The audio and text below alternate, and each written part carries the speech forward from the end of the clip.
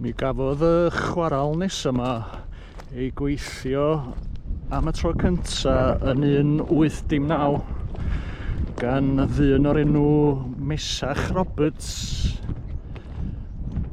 ac enw'r chwaral yr adag yna oedd Cloddfa Mesach. Enw arall arni hi ydy Cloddfa'r Foel, ond erbyn heddiw da ni yn ei nabod hi fel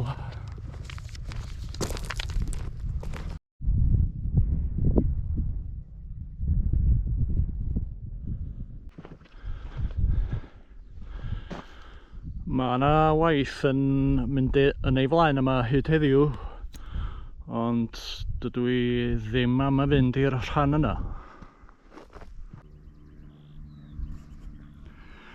Edrychwch ar yr hen fap nesa yma sydd yn dangos bod yna efail yn fan hyn,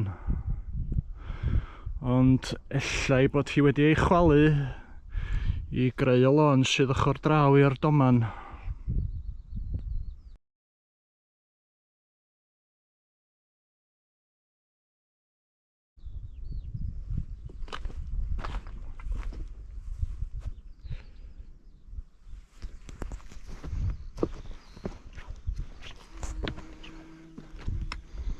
Achos mae'r adeilad yma i weld yn rhy fach.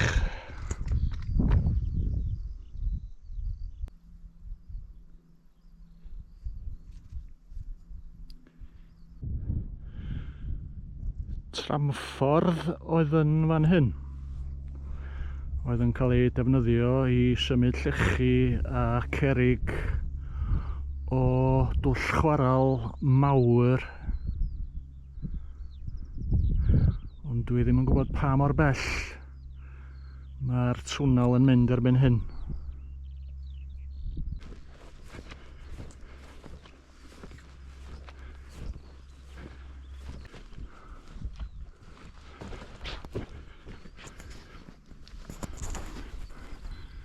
Mae'r goedan yna, beth bynnag ydy hi, wedi cadw ei dail drwy'r gaea.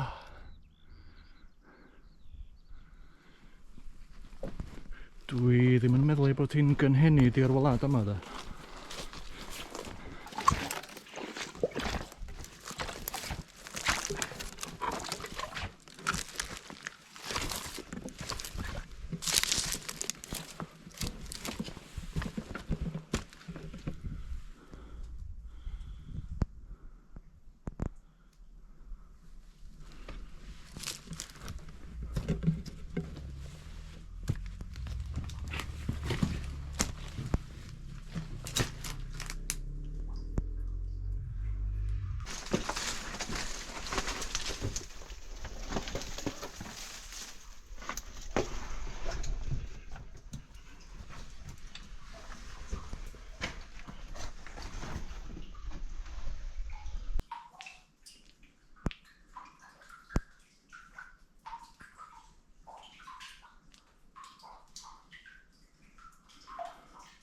Dwi'n gweld ei fod o'n mynd i'r dde ac yn troi i'r chwith.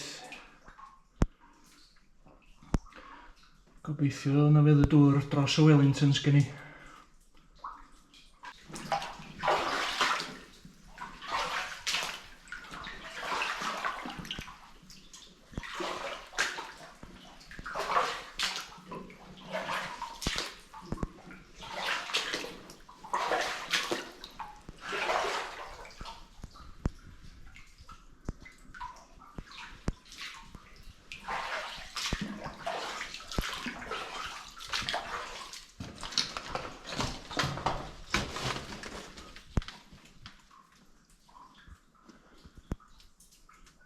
Mae'r ffordd yna wedi cael,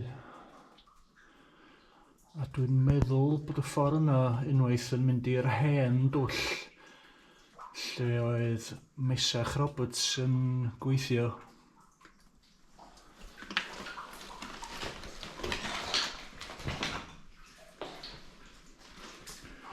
Ond mae'r ffordd yma yn mynd i'r twll mawr.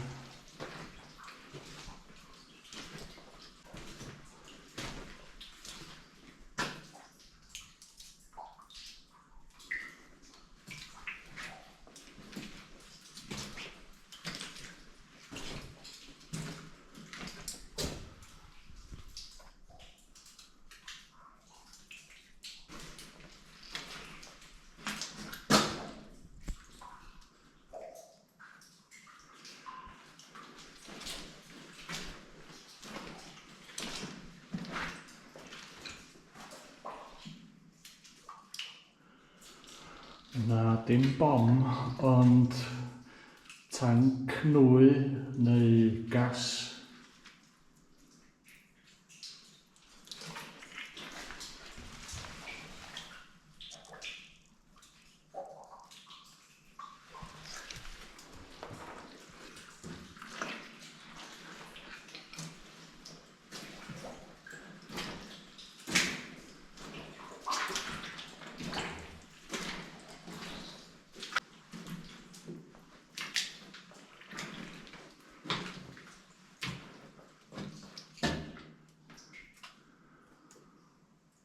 O'n i'n pam yna cyn gymaint o rybys yma.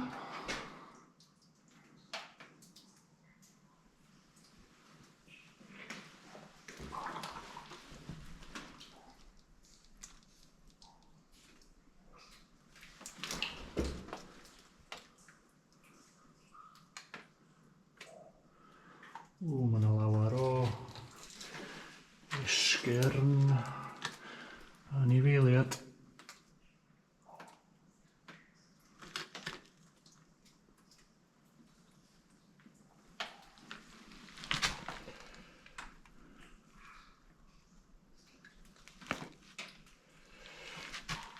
Defaid y rhan fwyaf byswn i'n meddwl.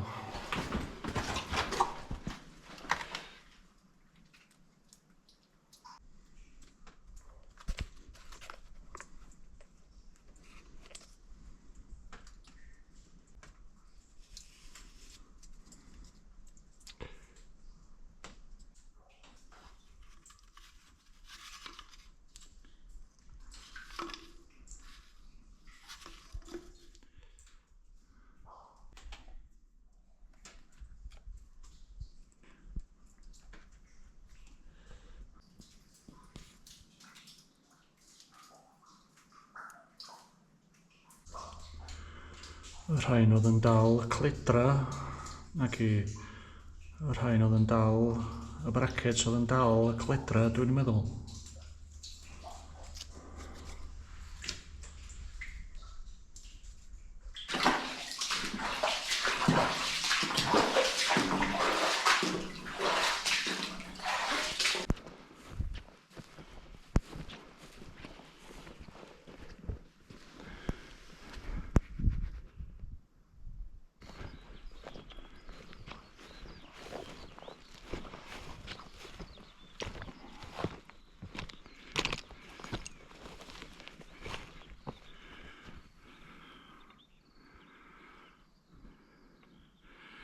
Dyma lle ddechreuodd Mesach weithio'r chwarel yma dros 200 o flynyddoedd yn ôl, dwi'n meddwl, sef y twll sy'n cael ei alw'n hen dwll.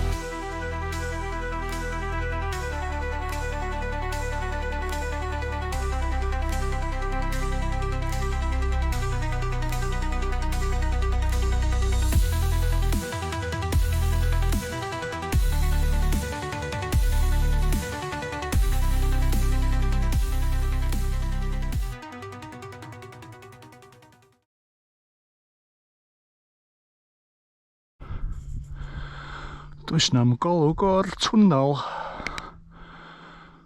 oedd yn mynd i'r dde yn y twnnel. O'n i'n meddwl ei fod o'n dod allan yn fan hyn. ond ella I fod o'r golwg.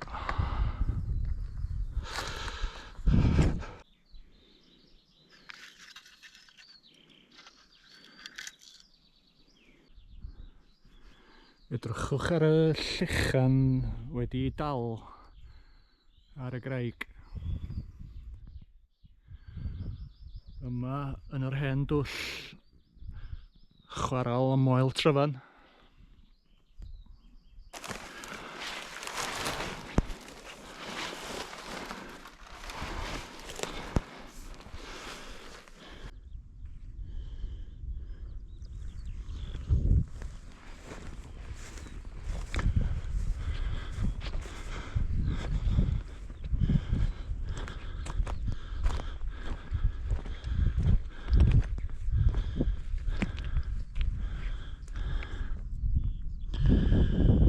A dyma dwll mawr y chwaral, ond mae'r twll yn llawer mwy heddiw achos bod chwaral moel Tryfan wedi ei huno efo chwaral Alexandra sydd yn mancw I greu un twll mawr.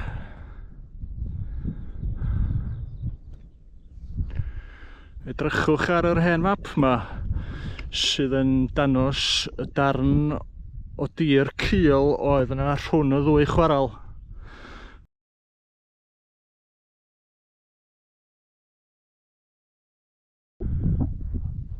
Ac o dana fi yn fan hyn ar un adag mi oedd y twnnel na yn dod allan, ond dydi o ddim mwy.